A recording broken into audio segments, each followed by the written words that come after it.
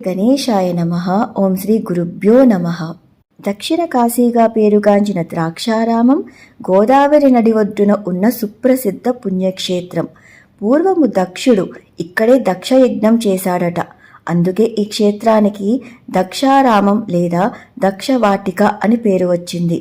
క్రమంగా అది ద్రాక్షారామంగా మారింది. పంచారామాల్లో ఒకటైన ఈ క్షేత్రంలో పరమేశ్వరుడు భీమేశ్వరుడుగా కొలువుతీరి పూజలందుకుంటున్నాడు. దాని వెనుక ఉన్న పురాణగాథని ఇప్పుడు తెలుసుకుందాం. లయకారకుడైన శివుని యందు ఒకంత చులకన భావం ఉన్న దక్షుడు తన కూతురైన సతిని అయిష్టంగానే శివునికిచ్చి వివాహం జరిపించాడు. ఒకానొక దేవసభలో శివుడు తనకి నమస్కరించకుండా అవమానించాడు అన్న ఉక్రోషంతో బ్రహ్మ విష్ణువులు వారిస్తున్నా వినకుండా శాస్త్రవిరుద్ధమైన నిరీశ్వర యజ్ఞాన్ని సంకల్పించుకున్నాడు. శివుని తప్ప ఆ యజ్ఞానికి అందరినీ ఆహ్వానించాడు. నిర్వికారుడైన శివునికి ఇదంతా ఏమీ పట్టలేదు.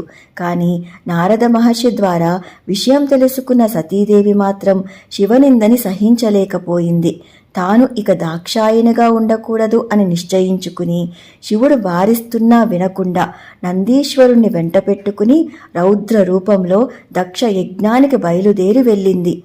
అక్కడ దక్షుని దుశ్చర్యలను ధిక్కరిస్తూ చివరిసారిగా అతనికి శివతత్వాన్ని బోధించి అందరూ చూస్తూ ఉండగానే ఒక్కసారిగా యోగాగ్నిలో తన దేహాన్ని త్యజించి సతీ అవతారాన్ని పరిసమాప్తి గావించి తిరిగి తన స్వస్వరూపమైన శివశక్తిగా నిలిచింది.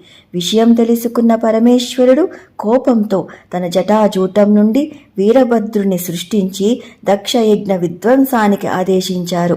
ఈశ్వరాజ్ఞతో వీరభద్రుడు ప్రళయకాల రుద్రునిగా దక్ష వాటికకు చేరుకుని దక్షయజ్ఞాన్ని విధ్వంసం చేసి దక్షునికి సహకరించిన వారందరినీ శిక్షించి చివరిగా దక్షుని తలని నరికి యజ్ఞకుండానికి ఆహుతి చేసి శివాజ్ఞను పూర్తి చేశాడు. యజ్ఞం అసంపూర్ణమైతే లోకక్షేమం కాదు కాబట్టి దేవతల ప్రార్థన మేరకు శివుడు దక్షుణ్ణి పునర్జీవితుణ్ణి గావించి యజ్ఞాన్ని పరిపూర్ణమయ్యేలా చేశారు. ఆ దక్ష వాటికలో సతీదేవి ఎక్కడైతే యోగాగ్నిలో దేహాన్ని త్యజించిందో ఆ ప్రదేశంలోనే శివుడు భీమేశ్వరునిగా వెలసి లోకాన్ని అనుగ్రహిస్తున్నారు.